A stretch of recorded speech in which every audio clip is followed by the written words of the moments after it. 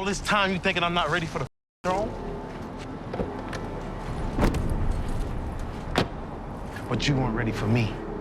And now that I know the truth, I f***ing own you!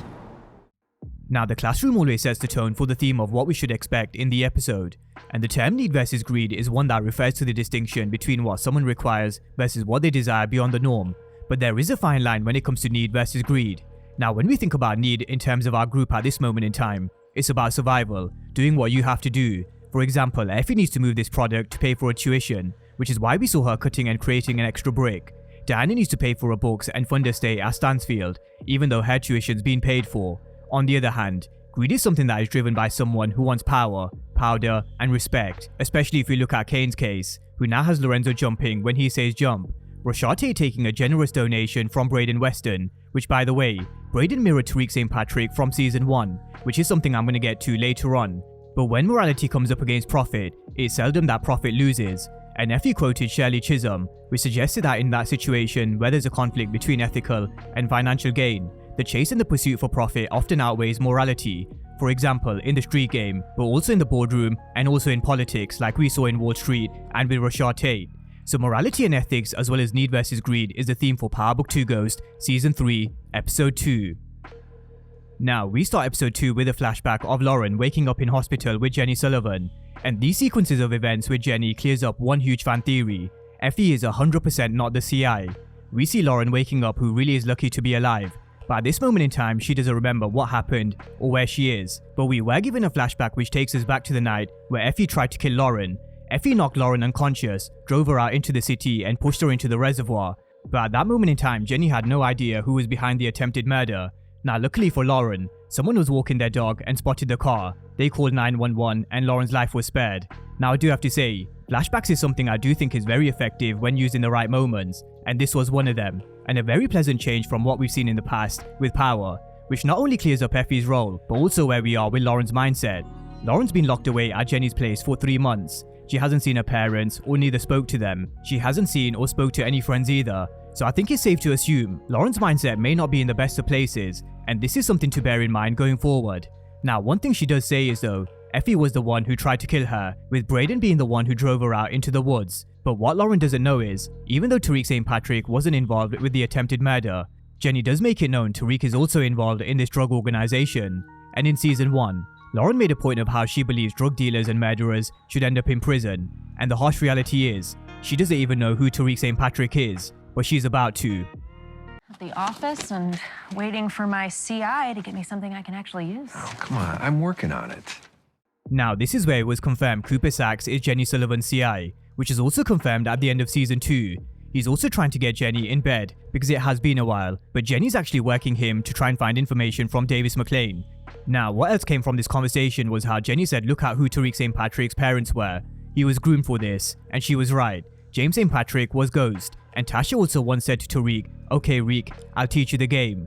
But his uncle was also Uncle Tommy, who also worked under Dre for a brief period of time. But most importantly, he learned the way of the streets and learned how to hustle under Kane and Stark, and that's who they're dealing with. But just sticking with law enforcement for a moment, Detective Whitman, who not only showed up at Evelyn's door, who did return to pay Monet, but I'm not so sure she can be trusted, because she may want revenge for Uncle Frank. But we see Whitman harassing Monet Tejada, and Whitman really is giving serious Greg Knox vibes, and he will need to be stopped. But Jenny tells Whitman to back off yet again. But this time, he has something that could help Jenny and Blanca Rodriguez, who was stuck on getting this authorization for this RICO, but Kevin proves useful for once, and they put Monet Tejada at the top of the drug organization, right besides Tariq St Patrick, which goes back to my investigation I did before the season. Monet Tejada is firmly in the eyes of law enforcement. So as we transition over to the Tejada storyline, I think it's worth staying on the topic of law enforcement, because notice what Monet is watching on TV as she continues to grieve Zeke. Could this foreshadow Monet's future? Could we end season 3 with Monet in handcuffs in a courtroom?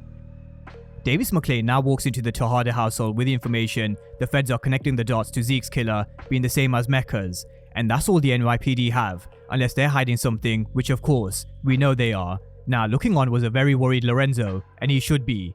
At a time where they need to move Nomar's product, Lorenzo's sticking by his guns. He's not messing anybody who's connected to Mecca, and in fact, he put Kane in his place after Kane said he was the one who should take the lead in the Tejada organization. but Lorenzo doesn't trust him after the stunt he pulled at the end of season 2, where he was tasked to kill Lorenzo, albeit a fake plan. But it also comes down to the powdered sugar move he pulled to get back in with the family. Now here's where Lorenzo made yet another mistake. He told Kane to go and find Zeke's killers, and so we saw what Kane does best, torture and kill, and he actually gets a kick out of it, very reminiscent to Tommy in season 1 of Power. Now we had Mecca's pilots give him the information that the guy was bald, in a dark jacket, big collars and zippers, but he also had a broken tail light. Now fast forward to Drew being jumped by a member of the GTG who was inside while the rest of the crew were mec'd off in season 2, but he was actually hired by Lorenzo, and you could tell. The moment Drew started questioning how he knew about him killing Lil Guap, Lorenzo jumped straight in, and he said whoever did this to Drew got Zeke. But Kane's a lot more smarter and wiser this season, and he wasn't convinced. So notice how he looked over at Zeke's box of belongings. So when he caught up with his squad, he not only found Drew's chain, he found Zeke's championship ring. Now when he was brought in, he said he was out of the country when that Zeke thing went down, and he was also hired to beat Drew. But again, Lorenzo steps in and Kane noticed, but he went with it anyway. And Monet really isn't playing games. She's been waiting to put a bullet in the man who was behind Zeke's death, and she's taking her anger out on anybody she can. But we all know he wasn't the real killer, and now so does Kane Tejada. Zeke never wore that ring. I even double checked that shit on his IG. So there was no way it was on him when he got. Zeke never wore that championship ring because he checked it on IG. Another callback to season 2, something Mecca taught him when he used IG to track the location of Brayden's car to pull the powdered sugar move. But with Lorenzo being unable to cover his tracks in this conversation, he admits to killing Zeke, but now Kane owns him. And not only will Lorenzo move Nomar's product, time is definitely ticking for Lorenzo, and it's only a matter of time before Monet finds out the truth. Obi's overseeing the operation in New York, who really isn't exactly the biggest fans of Kane, Tariq, and Brayden. He can't wait to put a bullet in them, so he says. But as Jenny's established before, who are Tariq's parents, who was Tariq mentored by? This is where we see Tariq come up with his own network and infrastructure. But Tariq can't do it all by himself. He needs Kane to expand the footprint in the streets. Effie's hitting the IVs with him. Meanwhile, Brayden wants to move into Wall Street. But before we get to Wall Street, Kane continues to work Effie, but with no luck. And this is where Brayden learned about tape being the right kind of dirty, something he used to his advantage later on when he paid him off to take Tariq's internship off him and give it to Brushandria. That in turn gave Tariq no choice but to accept the internship position at Weston Holdings. But that wasn't Brayden's only move, and I'm going to come back to another play in just a moment. Effie's also a character who not only wants to be known as her own woman and independent, she made it known yet again why she's in the game. Don't forget, Tariq, some of us are only doing this because we have to. Now, Effie made it known while they were at Cho back in Power. She's not moving weight because it was a hobby for her like it was for Tariq St Patrick. It's because she had to. For Effie, it's definitely a need. We also saw how Effie was able to hustle and make an extra brick, and that's the hustler side of Effie. Something that she taught Diana to do with Salim to get her books, hustle. But this situation between Diana, Effie and Tariq is something I'm going to touch on later on. With Brayden at Wall Street, we first saw him stick up for Kiki, which ended up with them on a private floor. But I think we may have just found out what makes Kiki Travis tick. Money. Where Brayden said money doesn't buy you happiness, Kiki said if you give me money, I'll show you happiness. So Kiki Travis definitely is one to watch. But this also reaffirms one thing about Brayden's character. He's not in this game for money. He's in this game for thrill and the excitement. Because he already comes from a wealthy family, but he wants to be more like his uncle Lucas Weston rather than his father. As Tay gives the news to Tariq that he was no longer his intern, he comes on in at Weston Holdings. Something that didn't go well down with the Westons. But Lucas and Brayden are the complete opposite of Robert and Trace. So Lucas is definitely one to watch because at some stage, I think he's going to want in on the game. But the way Brayden got Tariq to agree to move product in Wall Street somewhat mirrored Tariq St Patrick from season 1, where Tariq knew Brayden was a Western and was able to move in a certain way and get things done across campus. This time we saw Brayden doing the same with Tariq St Patrick. He not only paid Tate off, he sent Tariq to the meeting room early because he knows what goes down before a meeting. And so Tariq was convinced Wall Street was the way to move Nomar's product because the market really is huge. But they did have one slight problem. Nick was the current supplier, and they needed to get rid of him with Kane's help. But with Kane being occupied with family matters, this is where Drew comes in. Now, Drew and Ev's relationship is over, not only because Drew couldn't make it to Ev signing before he moves to OKC, but it's actually because he got jumped, and Ev doesn't want anything to do with that part of Drew's life anymore.